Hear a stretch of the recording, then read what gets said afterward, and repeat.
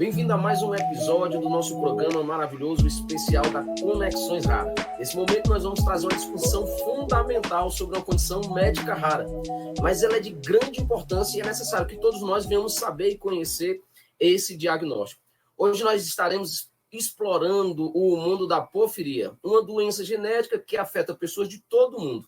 E o nosso objetivo é lançar a luz sobre os desafios enfrentados por aqueles que convivem com porfiria. Destacar também o crucial suporte oferecido pela Associação Brasileira de Porfiria, ABRAPO, e o mais importante, compartilhar histórias de experiência e superação. Em nome da Associação Brasileira de Doenças Genéticas, nossos agradecimentos aos apoiadores sociais desse projeto, ao Nylan, Sanofi e a PTC Terapêuticos. Também agradecimento à FEDRAN, a todos também que nos acompanham hoje, e eu tenho certeza que teremos um programa maravilhoso, onde nós vamos vencer e romper com todas as dúvidas sobre esse diagnóstico. Quem está apresentando aqui esse programa sou eu, Lindenberg Salmito, diretor da Associação Cearense de Distrofias Musculares, também participante junto à Associação Brasileira de Doenças Genéticas. Sou pai de uma criança e estou casado também com a esposa que tem uma doença rara, e estamos na luta aí por conta dessa questão dos diagnósticos. Hoje eu tenho o prazer de apresentar Bárbara Costa. Ela é uma cearense formada em Química que foi diagnosticada com porfiria aguda intermitente em 2019, logo após um grande período de internação onde ela teve uma crise grave. Ela experimentou os primeiros sintomas durante a puberdade, ali por volta de 12 anos, mas o diagnóstico correto só foi feito quando ela completou 28 anos, após inúmeros diagnósticos incorretos, que é uma coisa que, infelizmente, as pessoas com doença rara têm isso no currículo, e várias vezes ao médico, e por muitas vezes não sai de lá com uma resposta concreta. Bárbara é membro do Conselho Administrativo da Associação Brasileira de Porfiria, ABRAPO, e desde o momento do seu diagnóstico tem se dedicado à causa das porfirias e das doenças raras. Ela tem sido aí uma mulher que luta de forma incansável nas suas redes sociais. Ela usa as plataformas para aumentar e conscientizar, além de promover o conhecimento dessas condições. Então, nós estamos aqui com ela, Bárbara Costa. Queria que ela se apresentasse aí um pouquinho e aí trouxesse para nós essa realidade desse diagnóstico da vida que ela leva. Oi, pessoal. Meu nome é Bárbara, como o Salmito já apresentou. Hoje eu estou com 33 anos. Eu trabalho já. Passei muito tempo afastada do trabalho por conta do diagnóstico, mas hoje eu já consigo ter uma vida laboral. Depois desse longo período aí de falsos diagnósticos incorretos, idas a médico, internação, foi um longo caminho, mas hoje eu estou aqui tentando ajudar outras pessoas e outras famílias que estão em busca aí do diagnóstico. Que bacana, Bárbara. Realmente essa luta, né? Como eu estava te falando, eu tenho uma esposa que nesse momento ela luta contra o câncer, mas ela tem a distrofia muscular de Duchenne, e eu tenho também um menino que tem distrofia muscular de Duchenne, e a gente também está nessa luta diária, nesse incansável, e a gente pega aquele conselho médico onde ele diz assim, viva cada dia como se fosse o último, e a gente vive de forma intensa. Bárbara, a gente vai ter uma conversa aqui bem bacana, tem muitas perguntas aqui, porque quando as pessoas escutam, embora no Brasil inteiro a gente é por volta de 13 milhões de pacientes raros, mas quando se fala de um diagnóstico preciso, a gente tem algumas pessoas, elas não conhecem, inclusive os próprios médicos, os próprios profissionais. Quando eu tive a experiência de diagnosticar o nosso menino, nenhum médico pediatra dele conhecia. E eu imagino que você deve ter passado por isso, né? Por essas dificuldades. E é por isso que nós estamos aqui com essa live, né? Com esse bate-papo gostoso, para tirar a dúvida das pessoas que nos assistem, do público que está acompanhando, e vai ter muita coisa bacana aqui, e você fica conosco, porque a gente vai aprender coisas bacanas com Bárbara Costa, essa guerreira, essa mulher que está aí usando das suas redes sociais para nos passar um pouquinho de porfiria. E eu vou te fazer logo a primeira pergunta. Para quem não conhece, ou para nós, para o mundo inteiro aqui, diante das doenças raras, desse povo raro que nos acompanha, o que é porfiria? E na verdade, como é que ela tem afetado as pessoas que têm esse diagnóstico? O que é porfiria e como é que ela afeta as pessoas que a possuem?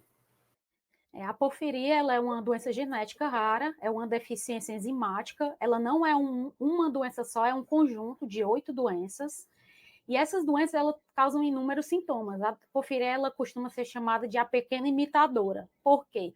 Ela tem sintomas parecidos com diversas doenças. São sintomas de pressão alta, de fraqueza, de a pessoa tem delírios por conta de dor, muita dor.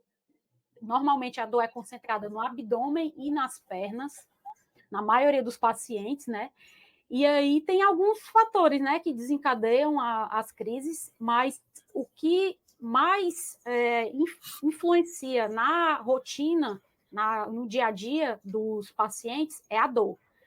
A dor, alguns pacientes ficam com dor crônica, que infelizmente é o meu caso e de vários outros. Depois da crise, a pessoa retorna com os movimentos, porque normalmente na crise a gente perde todos os movimentos do corpo inteiro, do pescoço para baixo. E depois desse retorno, a gente acaba ficando com sequelas, por conta da lesão nos nervos que a gente tem na crise. E aí, o pior sintoma de 90% dos pacientes é a dor. Realmente deve ser uma condição, assim, nada confortável, né? É algo que mexe, e é bom a gente conhecer, porque, assim, aparentemente eu estou olhando para você e é um tipo de diagnóstico que não tem a visibilidade. Eu não sei, porque, mas não sei se dá para identificar, porque às vezes a gente passa por esse processo. Inclusive, eu vi nas suas redes sociais aquela questão do cordãozinho do girassol, né, para estar apontando essa realidade.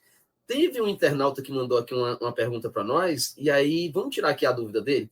Ele diz o seguinte: como é que a porfiria ela afeta diretamente a sua vida, não só a sua vida, mas a sua família, e como é que isso tudo influenciou no seu desenvolvimento junto à questão da associação?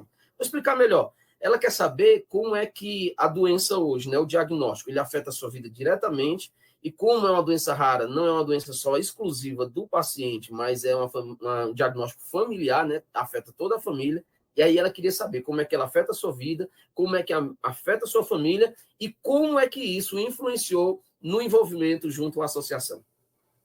Eu vou começar primeiro pela minha família. Quando eu internei, que eu não tinha o diagnóstico, minha mãe precisou parar de trabalhar para cuidar de mim, porque não tinha com quem ficasse comigo. Meu esposo, eu tinha acabado de casar, mas ele também trabalha, e a minha mãe parou de trabalhar na época, e aí, desde então, ela não conseguiu mais emprego por conta da idade, né?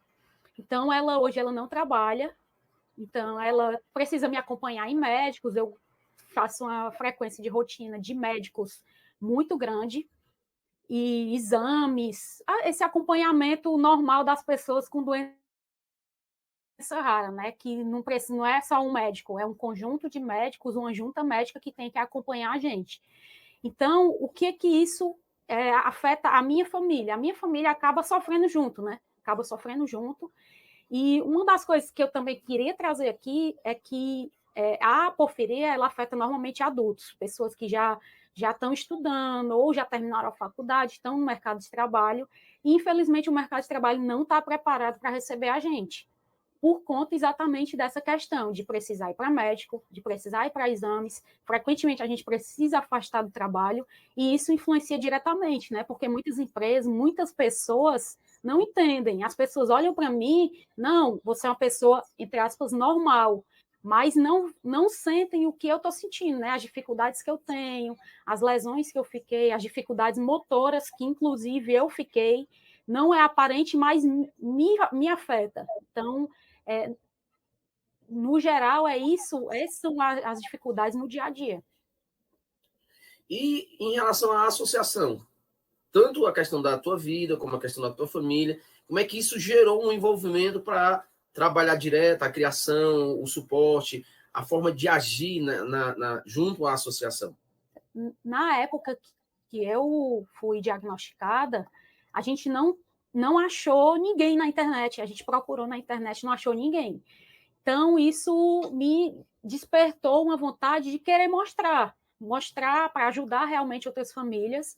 E essa questão da associação veio muito natural. Eu entrei num grupo de WhatsApp que a gente tem, e eu fui ajudando outras pessoas, mesmo não estando na associação. Fui ajudando, as pessoas pediam ajuda, diziam que tem muitas medicações que a gente não pode usar. Bárbara, eu posso usar essa medicação? O médico passou, mas eu não sei se é segura.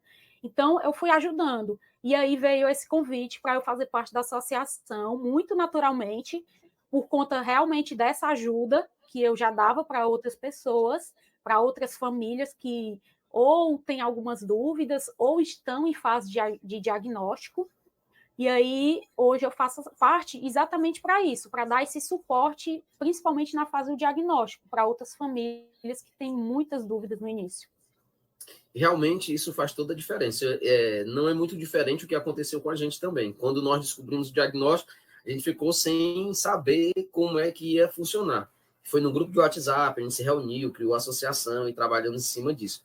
Faz realmente toda a diferença você ter alguém que tem os mesmos problemas, as mesmas dificuldades, o mesmo dia a dia, e aí poder contar com essa pessoa. E se essa pessoa ainda tem uma experiência, tem uma causa como você tem, Bárbara, realmente dá uma esperança e uma confiança ainda maior para essas pessoas. Tem outra pergunta aqui bacana que me fizeram, e aí eu quero trazer para você. Quais são os principais desafios e os obstáculos que os pacientes com porfiria enfrentam em relação ao acesso a tratamentos e cuidados de saúde? Essa aí eu acho que é uma coisa assim, bem geral. Os médicos não conhecem a porfiria, é muito difícil. Aqui, no caso, no Ceará, principalmente por ser uma doença rara que afeta adultos, é muito difícil, porque as pessoas têm aquela visão, não, doença rara é em criança, porque a grande parte das doenças raras realmente começa na infância. E aí tem hospitais que dão esse suporte, mas quando a gente completa 18 anos não existe mais.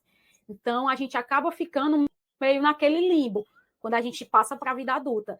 Hoje eu consigo fazer o acompanhamento no SUS. Eu faço meu acompanhamento no SUS, complemento com a rede particular, porque às vezes o SUS realmente não dá o suporte 100%, mas eu faço o acompanhamento no SUS com neurologista, com médico da dor, com clínico geral.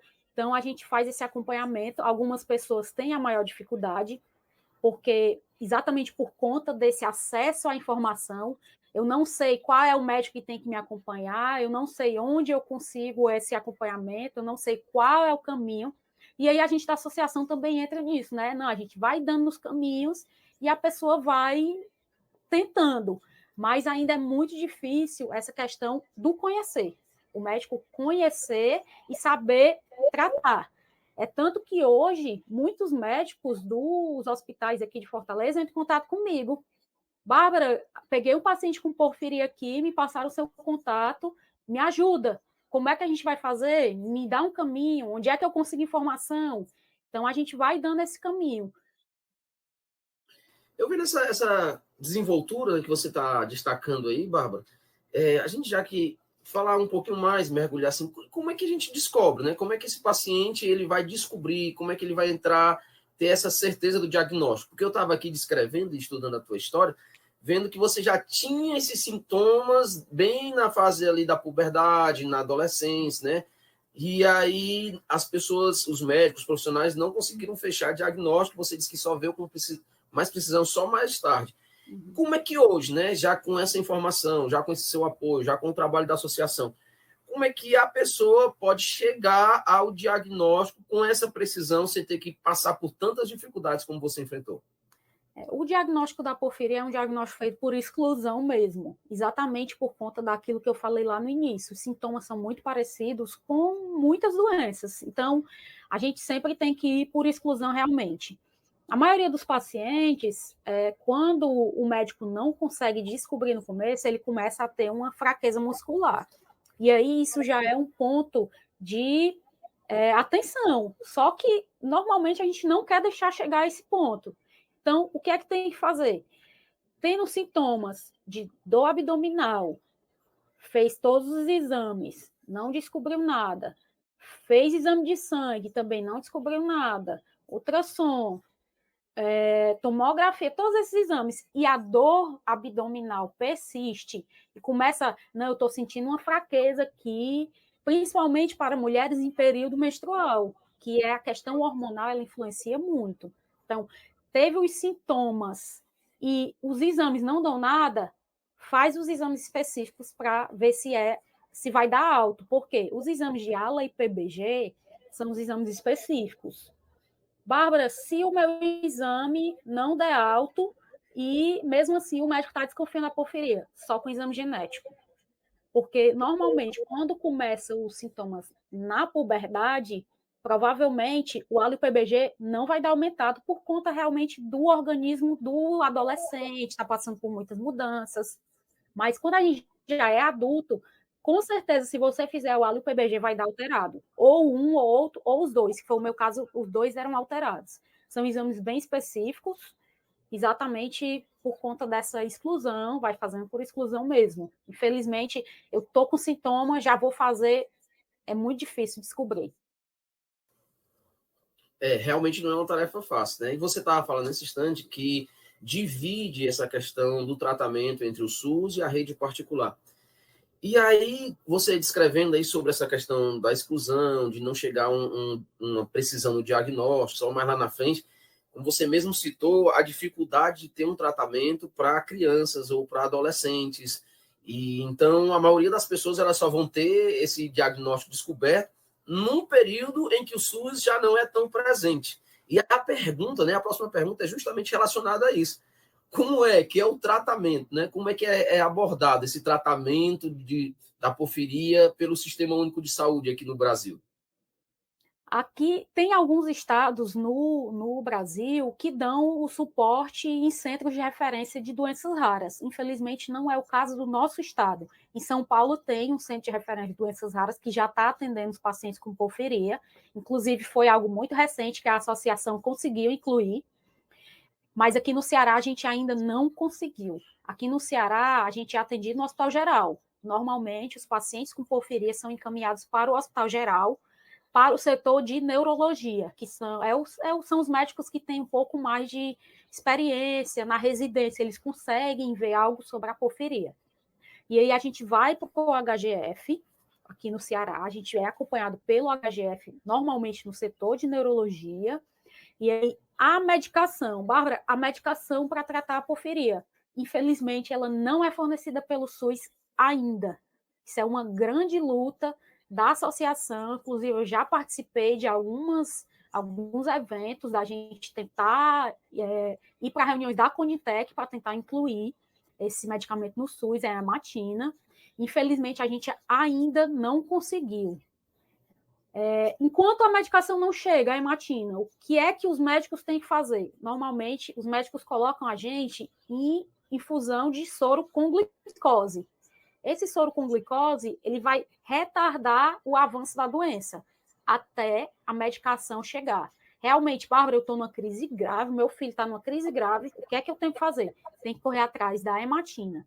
Infelizmente, hoje só consegue via judicializada. Realmente é complicado, né? É complicado, é uma vida assim que ninguém conhece os bastidores. Às vezes a gente está nessa luta, né? Como você mesmo disse, deve ter viajado muito a Brasília, deve ter viajado muito para participar de eventos, para conseguir alguma coisa, algum suporte, um tratamento específico.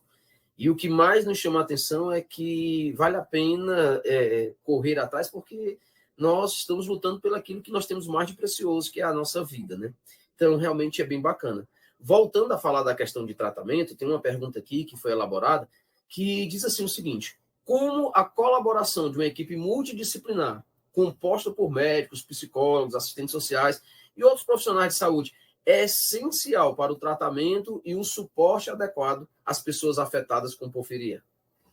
Lindenberg, eu acho que, assim, eu vou destacar primeiro o profissional da psicologia. Olha, na crise, uma das maiores dificuldades e medos que eu tive foi de ficar dependente pro resto da vida, porque vocês imaginam, eu, uma pessoa super ativa, não é diferente de outras pessoas que tiveram crise, de repente eu começo a sentir uma dor, do nada, no mais absoluto nada, eu vinha sentindo, mas sentia e passava. E dessa vez não passava, ia para o hospital, voltava, ia para o hospital, voltava. De repente, 2 semanas depois que eu entrar no hospital, eu estou em cima de uma cama, sem poder conseguir nem escovar meus dentes sozinha, e precisar totalmente de outra pessoa para tudo. o profissional da psicologia, nesse momento, ele é essencial, porque senão a gente realmente não consegue fazer mais nada. Porque depois disso tudo, a gente vai precisar do fono, a gente vai precisar do fisioterapeuta por muito tempo. Eu fiz fisioterapia durante 1 ano e 3 meses, de segunda a sábado, para conseguir voltar a andar, para conseguir ter minha vida de volta. Então, o profissional da psicologia, ele está do começo ao fim. Inclusive, nesse momento que eu já estou numa vida normal, mas eu ainda tenho essa dificuldade das dores. E isso afeta meu psicológico, porque eu não consigo ir trabalhar na empresa todos os dias e isso me afeta. Porque antes eu conseguia, agora eu não consigo mais. E aí a gente vai para outros profissionais, o fono mesmo, o físio, que eu tive um apoio de fisioterapeutas maravilhosos durante a minha recuperação, a minha reabilitação. A gente precisa fazer acompanhamento com o neuro, a gente precisa fazer acompanhamento com o médico da dor em caso de ficar com sequelas de dores. A gente precisa fazer acompanhamento com hematologista, que aqui no nosso estado é muito difícil no SUS. Só tem um hospital que tem hematologista aqui no SUS, que é no Hemóce. Então, é muito difícil conseguir. Não é fácil. Até hoje, eu não consegui. Estou tentando ainda, mas eu não consegui. Então, a gente precisa ter apoio de todos os lados para a gente saber o que fazer, como fazer, não fazer nada errado para desencadear outra crise. Depois dessa crise grave, eu já tive mais 3. Então, isso vai criando uma bola de neve se a gente não tiver aquele acompanhamento de profissionais multidisciplinares, que a gente não consegue lidar com tudo isso, se a gente não tiver o apoio necessário. Não só dos profissionais, como da família, né, que você falou no começo. Minha família dá um suporte fantástico. Então, a gente precisa desse apoio. A comunidade em si também. Bárbara, eu quero apoiar a causa. Vamos junto, a gente está junto. Que bacana ter essa participação e realmente, como você está falando, a gente precisa, é um apoio muito forte, né, essa questão psicológica, porque querendo ou não, a gente fica observando os outros pacientes, a gente recebe notícias às vezes que desanima, às vezes a gente recebe notícias que coloca-se meio para baixo, e se a gente não tiver ali um amparo emocional, alguma coisa assim do tipo, eu acredito que afeta diretamente toda essa questão dos sintomas, né? Agora, já que você, né, eu acho interessante nas pessoas com um diagnóstico raro, é que, assim como aconteceu aqui em casa, a gente entrou assim num período de luto, né? Quando descobriu o diagnóstico, a gente ficou assim sem chão, sem saber mesmo o que fazer, mas depois a gente disse, não, peraí, vamos despertar, vamos para a luta, vamos mostrar essa realidade, vamos ajudar outras famílias, vamos criar outros meios. E aí eu tenho uma pergunta aqui que vai ser relacionada diretamente à associação. E aí queria que você tirasse essa dúvida aqui para nós. Quais são as principais prioridades em termos de políticas públicas que a Abrapo está trabalhando atualmente para melhorar a situação dos pacientes com porfiria no Brasil? Atualmente, a gente está em busca dessa inclusão da hematina no SUS, para agilizar em caso de tratamento, porque a gente que tem a crise grave, a gente não pode esperar. Às vezes não dá tempo de esperar fazer o processo judicializado, esperar a medicação chegar. Então, a gente já tendo essa medicação disponível nas secretarias de saúde, disponível no SUS, o paciente está ali, porfiria confirmado, a medicação busca e já coloca e pronto. A pessoa já começa a melhorar. Primeiro é isso. Segundo, centros de referência de doenças raras espalhados no Brasil, não só em estados específicos, como São Paulo, que tem muita coisa, e todo mundo gostaria de ter o suporte em alguns aspectos que tem em São Paulo. Então, a gente já está buscando isso aqui no Ceará. Eu estou conversando com alguns médicos lá do HGF para a gente ver se a gente consegue fazer esse centro lá no HGF. Já tem algumas coisas desenrolando. Então, as prioridades são essas. A hemina no SUS e alguns centros para atender os pacientes aí espalhados pelo Brasil. Que bom, né? Que bom. E eu pergunto para vocês têm sedes específicas? Você tem alguma forma de fazer com que o povo que está nos assistindo, né, o povo das redes sociais, existe uma sede específica, um local físico, ou por enquanto ainda é tratado em cima dessa questão de redes sociais ou contato por WhatsApp? Você poderia passar assim um pouco de como é e como funciona a associação do dia a dia? Tem uma sede, a sede da Abrapo fica em Curitiba, mas a gente tem um site. O site da Abrapo tem muita informação, tanto para os pacientes como para médicos, para a pessoa gerar a carteirinha de paciente, cadastro de pacientes, familiares, médicos. O site é porfiria.org.br. Lá tem muita informação.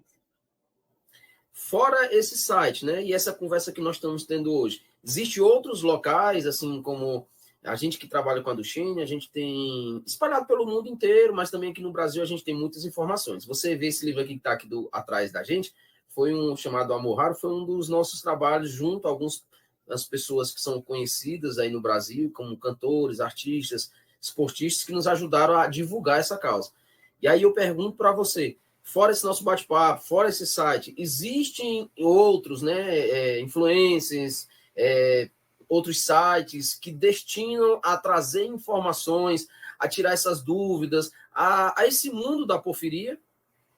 Então, tem alguns Instagrams mais dos próprios pacientes. Dos próprios pacientes, algumas pessoas divulgam algumas informações. A gente tem o mês específico para a divulgação das porfirias, que é em abril. Em abril, a gente faz um trabalho bem focado para a divulgação. Esse ano e ano passado, a gente conseguiu o apoio de alguns famosos para falar sobre as porfirias, mas não é algo que acontece o ano inteiro. A gente consegue algo específico, até porque a gente não tem muito investimento, a gente não tem muito apoio, né? Mas os Instagrams dos pacientes mesmo é que a gente acaba fazendo essa divulgação. A gente sempre costuma dizer, se não formos nós por nós mesmos, quem vai ser, né? Então aproveita esse contato nosso, aproveita que vai ficar nas redes sociais, vai ficar nas nossas redes sociais, no YouTube, no Spotify, vai ficar em todos os canais. Aproveita e divulga aí quais são os links, os endereços aí do Instagram das pessoas, além do seu, os outros que são utilizados e que eles podem fazer uso dessa ferramenta para tirar essas dúvidas. Tem o meu é @bcosta24. Tem o da outra pessoa que faz muita divulgação, principalmente de como é a rotina dela, é Sabrina Juliana, com 2 As no final. Ela é paciente também. E tem outra pessoa aqui, mas eu não estou lembrando o Instagram dela. A gente poderia botar na descrição do vídeo depois. Eu posso mandar e aí Então, a vocês gente coloca colocam. nos comentários, a gente coloca nos comentários depois do Pronto, vídeo, aí pode ser. vai ficar E facilitado, né? a Brabo também tem o Instagram deles. O Instagram da Brabo é a.bra.porfiria, o da Brabo. Pronto, então aqueles que estão nos acompanhando têm essa oportunidade de conhecer ainda mais sobre esse diagnóstico, conhecer mais ainda sobre a vida dos pacientes, porque o que chama muita atenção nesse mundo de diagnósticos raros é como a gente consegue lidar com essa situação, né? As pessoas, elas criam essa empatia e querem descobrir como é que a gente consegue viver, ou até associar os sintomas, como você disse, vai ser por exclusão, algumas pessoas podem ter até se familiarizar com alguns sintomas da qual foi falado, e aí tentar fazer essa investigação, procurar as pessoas certas, procurar os meios certos, para ir além. E aí a gente tem uma pergunta baseada justamente nisso, né? Que é para dar inspiração, que é para dar esperança àqueles que estão nos assistindo. Você poderia, Bárbara, explicar para a gente ou compartilhar conosco uma história, né, de sucesso ou um caso inspirador de tanto sua como de alguém que você conhece da porfiria e que conseguiu superar os desafios, que conseguiu romper com as dificuldades, que hoje, como no nosso caso aqui, nós temos vários garotos que a Duchenne era pelo meio científico, falava que isso era até os 18 anos, os meninos passaram, se formaram, são doutores, trabalham em outras situações. Você tem alguma história específica, tanto sua ou de alguém que você queira mostrar que foi superado mesmo com tanta dificuldade? Eu vou falar um pouquinho da minha história e vou puxar para outra pessoa que, inclusive, eu acabei de divulgar o Instagram dela. Quando eu tive o diagnóstico, como eu te falei, eu não tive muita referência, né? Não tive muita referência, foi muito difícil. Eu passei 6 meses sem andar, uma pessoa que tinha uma vida muito ativa e, de repente, precisou reaprender tudo. E uma das coisas que eu gostava, sempre gostei muito, foi andar de bicicleta. sempre gostei muito de andar de bicicleta. Chegava do trabalho, ia andar de bicicleta, ia fazer uma corrida, ia jogar bola. E um dia eu postei um vídeo na internet andando de bicicleta. Postei, e eu sempre marco ali, porfiria, fazer os hashtags e tal. E uma pessoa veio falar comigo: ó, eu tô aqui, acabei de ter tô me recuperando da crise de porfiria, e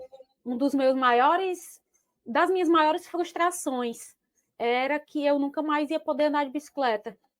E ver esse teu vídeo me deu uma força muito grande. Então, eu estou muito feliz que eu posso um dia andar de bicicleta. E eu vou lhe falar, no dia que eu vi o vídeo da Sabrina andando de bicicleta, foi uma das minhas maiores felicidades.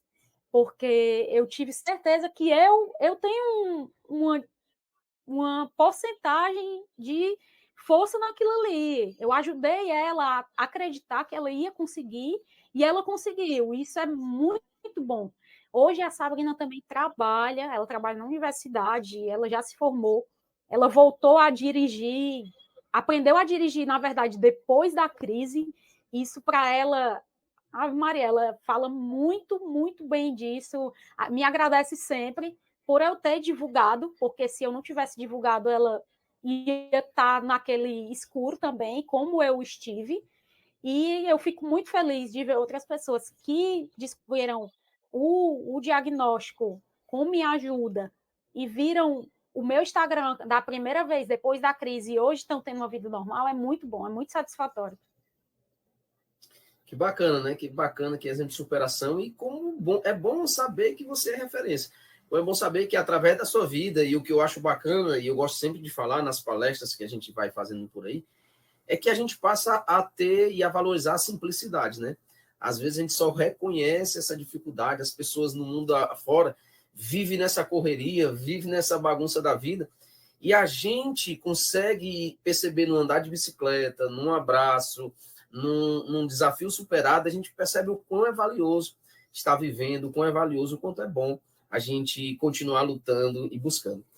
Bárbara, que só um comentário, ó. Uma das coisas que eu valorizei muito depois da crise de porfiria, pode parecer besteira para muitas pessoas, foi levantar da cadeira.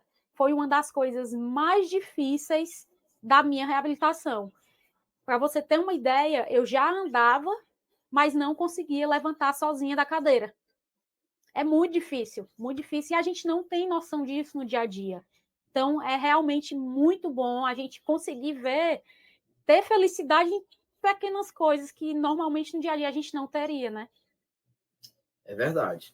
Eu assisti um filme baseado na distrofia muscular do Duchenne, um filme americano, que até não tem assim uma tradução muito bacana para o nosso país em relação ao título. Mas o sonho daquele garoto, né? Aquele garoto, o sonho dele era poder, parece até bobagem, mas era poder urinar em pé, né? Ele foi, a adolescência, foi para a cadeira de roda, porque a doença leva a cadeira de roda, e ele só queria ter a oportunidade de um dia se levantar e urinar. E aí a pessoa que cuidava dele realizou esse sonho dele, né? Projetou ele numa rampazinha, levou ele para um local assim como se fosse um Grand Canyon, e aí fez com que ele fizesse, e aquilo aí no filme emociona muito. Esse filme é lindo. Chegou a assistir? Já. Olha aí que bacana. Então, realmente o que você está dizendo, né? O levantar de uma cadeira, né? O poder tomar um banho, o poder andar de bicicleta, o poder realizar alguma coisa, realmente mexe e mexe muito com a nossa vida. Então, Bárbara, realmente esse bate-papo nosso foi muito bom, muito gostoso, né? A gente aqui já conseguiu mexer muito e tirar muitas dúvidas em relação à porfiria. E a ideia era essa mesmo, para que a gente pudesse fazer uma forma bem simples, uma forma bem gostosa de explicar e que as pessoas pudessem compreender, né? Então, a gente vai estar falando um pouco mais através das suas redes sociais, através daquilo que as pessoas vão nos procurar. Mas, graças a Deus, chegamos aqui a mais um final, mais um episódio de hoje, né? Diante desse bate-papo esclarecedor sobre porfiria. E a gente agradece a você, a gente agradece àqueles que estão nos assistindo, a gente agradece a todo mundo que está nessa luta, que está todo mundo nessa batalha. A gente agradece justamente porque a gente percebe que vale a pena correr atrás, vale a pena buscar, vale a pena ir para cima, vale a pena mesmo querer trazer vida, vale a pena querer buscar, porque a gente sabe, como você mesmo, foi inspiração para outras pessoas. Eu queria que você deixasse aqui para nós as suas considerações finais. O que é que você acha de importante? O que é que uma pessoa que acabou de descobrir o diagnóstico, que famílias que estão envolvidas nisso, o que é que você tem para dizer, tanto para elas quanto para nós? Deixe as suas considerações finais para que possa realmente impactar todos aqueles que estão nos assistindo. Eu queria primeiramente agradecer esse convite, foi muito bom conversar com vocês.